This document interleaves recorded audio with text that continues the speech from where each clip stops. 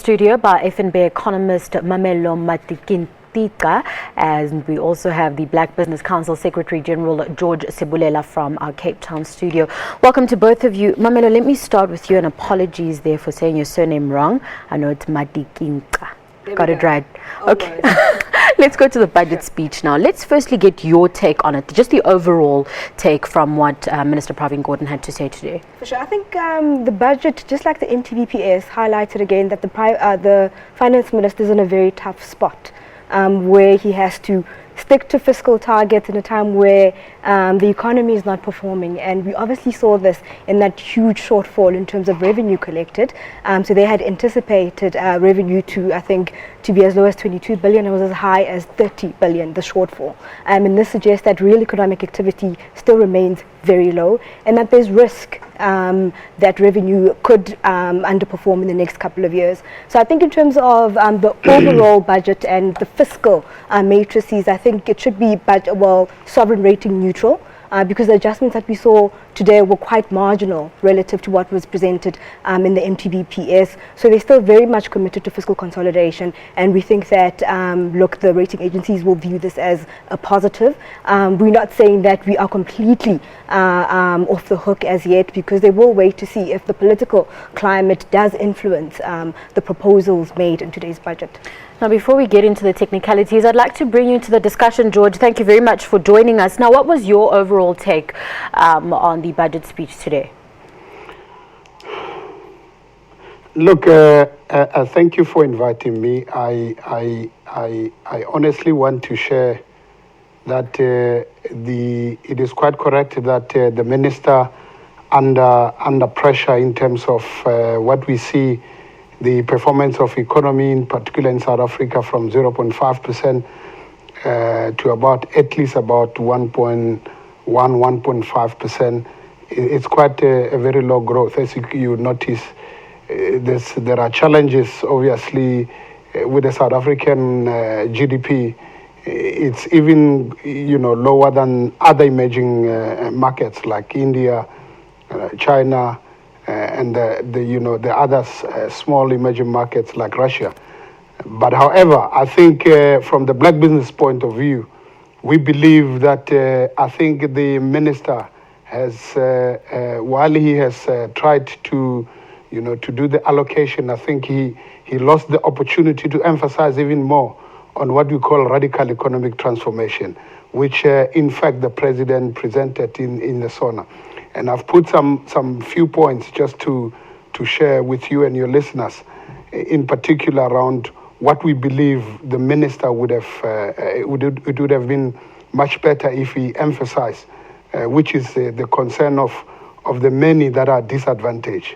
In fact, just to underline it, is that he mentioned that 90% of the wealth is in the hands of only the 10%. That already tells that there is so much required in order to fulfill, bring the excluded, the many excluded from the mainstream of the economy. For example, if he says 30% of the procurement, any procurement that will be above 30 million rand, 30% of the contract will be for black, suppliers. For me, it's not even that attractive. For simple reason that we have always known that 30% of the value of the contract in government and parastatal must be subcontracted to black business, and nothing of some sort has been implemented. At this point in time, we have always requested that 50 plus 1% must be set aside for black business in bringing industrialists into the market. Secondly, National Treasury has always been against the set-asides. There has been a number of challenges against ESCOM. There has been a number of challenges against SAA on why they have to give 50 plus 1% to black-owned businesses. He did not mention anything that has got to do with black industrialists. Black industrialization program for us is a very important one. We want to see black business people to run industries. Now, for him not to even mention the funding institutions that are so critical in empowering black business was a great concern for us. We have argued that why is NEF not being recapitalized? Because it has been set up to facilitate a success of black economic empowerment. And for NEF now suddenly to be transferred into IDC, we're going backwards, because IDC alone does not even have the capacity and the capability to fund those businesses. I'd like to just come in there. There's one other opportunity.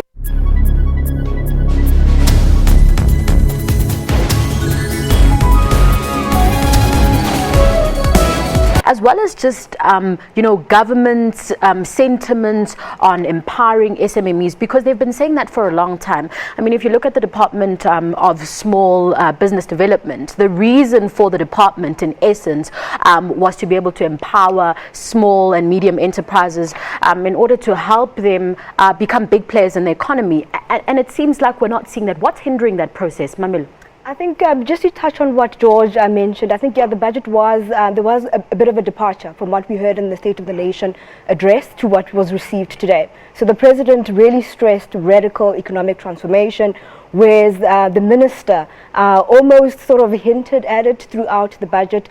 But again, there was no indication as to how this is going to be financed, or if it's going to be financed at all. And I think one thing that's important to bear in mind is that, look, the fiscus is constrained. So there's only so much that they can do. And the one thing that he did highlight is that you need to see economic growth to see transformation, but at the same time you need to see transformation to see economic growth.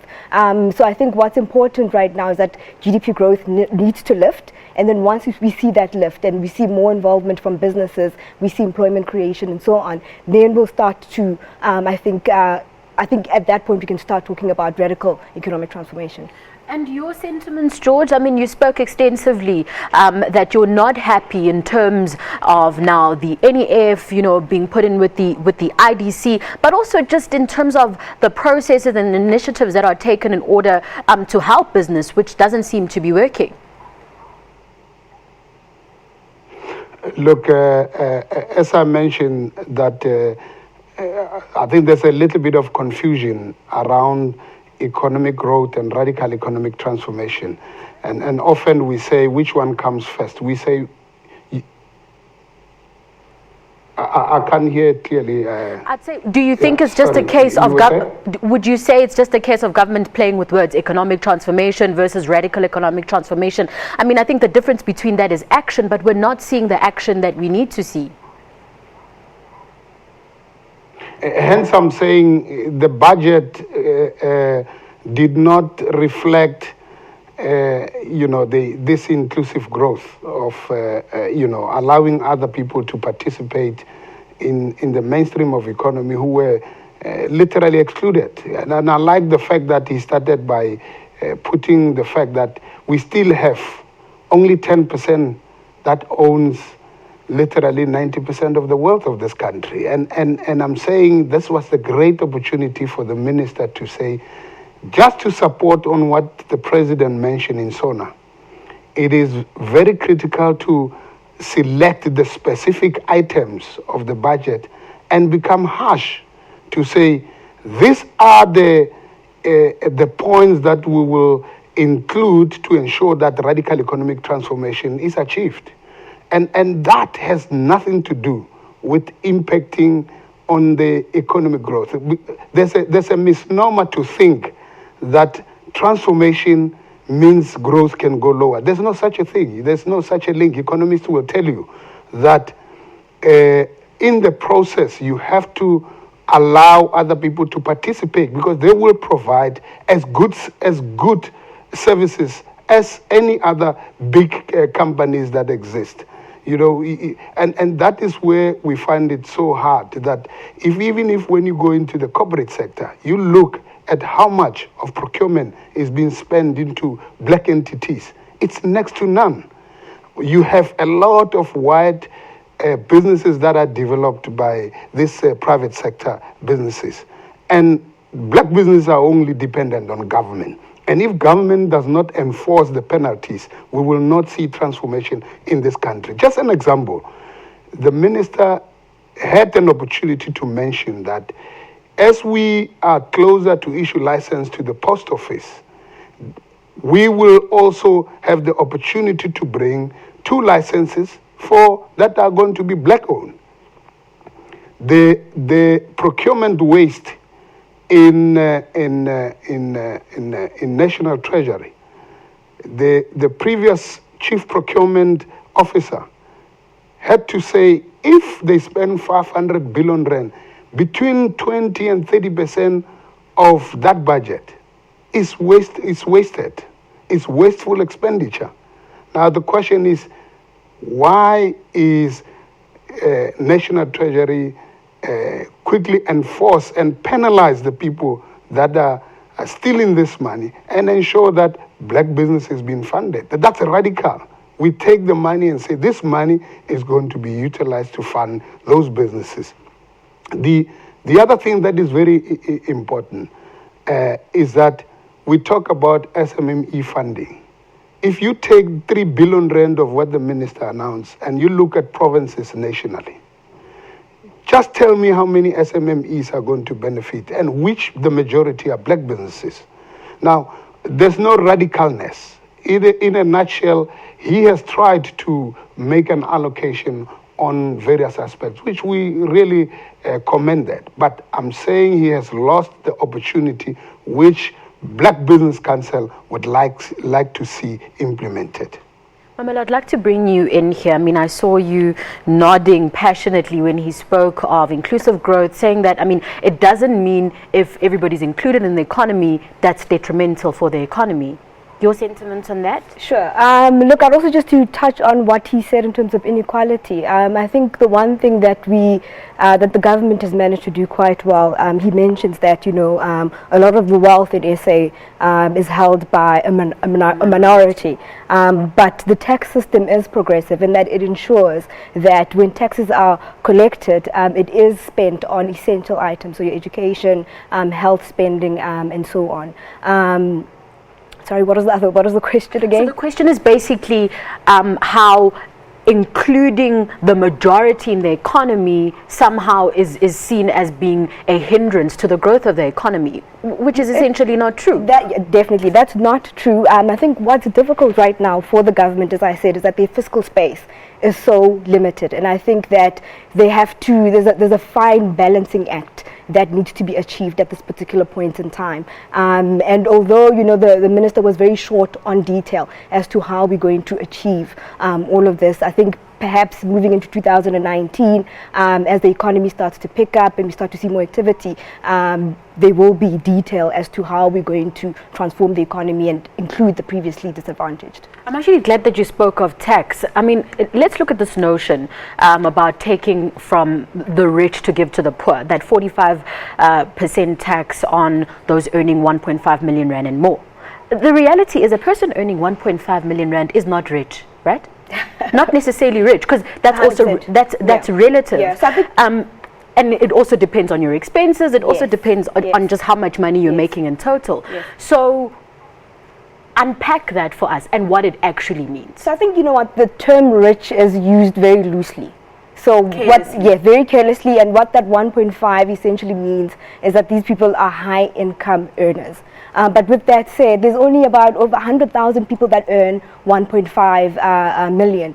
But I think that if we look at the taxes that are expected to be collected from that 1.5 and limited adjustment for fiscal drag, it does bring us closer to the targets, well, that 28 billion that needs to be collected this year. And it does provide some relief for your low income earners, so people that are on top of that taxation bracket. So I think in terms of progressive tax, this is probably the best way of ensuring that you collect taxes. So there's a few things that were mentioned, as we've touched on now, that 45% increase, limited accommodation for fiscal drag. And they've also said, look, those people that earn 1.5 million could potentially pay themselves in dividends. And to ensure that there isn't that arbitrage of opportunity, they've increased that dividend tax from 15% to 20%. For now, it does what is required, which is increase revenue and brings us closer to that 28 billion. But in the long term, that's not sustainable. And at some point, the government needs to think of how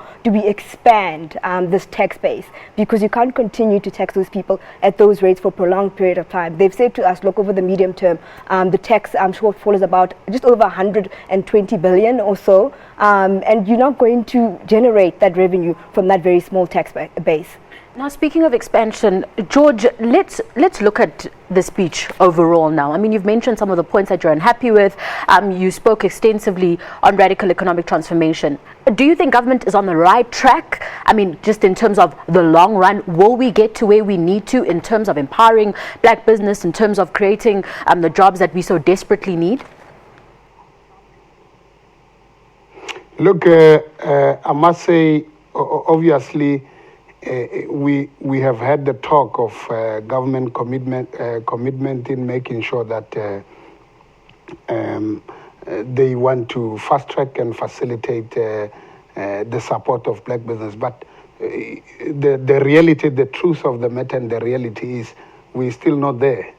And I think it's about time that we have sat down and when we do our own verdict around where is black business today, and we start to realize that we haven't progressed that much. And I think that is the reason that we have decided that we are going to drive this radical economic transformation quite seriously, because the members of the Black Business Council are upset. They need delivery, and unfortunately, us as the leaders, we will ensure that we listen to our members and act as instructed. And I think the case now is we are sitting on a bomb that can explode anytime. So I think we want to see more action, more penalties enforced. There is quite fairly available legislation that allow government to penalize those that don't comply with the law. And I don't think we have seen much of government taking those penalties quite serious. And I think we want to see some change going forward. We don't want to be in the same position, having the same 3% and 4% of the JSE market cap only black owned. For the past 20 years, we've been talking the same thing. And I think it's about time now that we want to see some action so that we start to ensure that we participate in growing the economy of this country. We are all committed to create jobs. We are all committed to alleviate poverty. And I think we must do it in a manner that doesn't continue to exclude those that have already been excluded. Let's look at the economy overall. We're running out of time, but I want us to look at it extensively in terms of the socio-economic challenges that we face. Education, health, all of that contributes to how much the country essentially needs in order to meet all the needs of the citizens of South Africa. But which industries should we be focusing on in terms of that growth? I mean, we saw how, for example, the manufacturing industry has had so many bailouts, but it's still not where it should be. What do we need to do? Which industries do we need to focus on? Where should we put it? Where should we be putting the focus? I think, as you highlighted just now, the government has a difficulty of firstly creating employment, and we have a labor force which is large, and it's mostly the youth, and these people are not skilled. So if we're looking at industries, we have to look at which industries are going to create employment and consequently grow the economy. So if we look at where we are right now, we are going into a cyclical turn in the economy where the agricultural sector, which has been ailing for the past 24 months, is going to start to improve. So the government can put resources there because that's an easy one in terms of creating jobs. In the budget speech today, they did highlight that the tourism sector has also contributed quite significantly to economic growth and also jobs. So that's another industry that they can perhaps look at. The manufacturing as well the manufacturing sector, I think, is a win if you get it right, especially given how the rand has performed over the past, let's say, 36 months. It's very weak. And what we are starting to see is, if we look at manufactured exports, excluding commodities, so those in volume terms, those are starting to pick up thanks to this rand, and also thanks to a pickup in global growth. So if we do put in more effort in growing your primary and your secondary sectors, which will create jobs easily for low-skilled people and also contribute to economic growth. George, unfortunately, we've run out of time. We'll have to leave it there. Mamello, thank you very much for joining us for this discussion. I wish we had more time for that. That was Mamello, and she's from FNB, as well as George, and he's from the Black Business Council. And we were discussing the budget speech that was today in Parliament by, of course, Finance Minister Pravin Gordhan.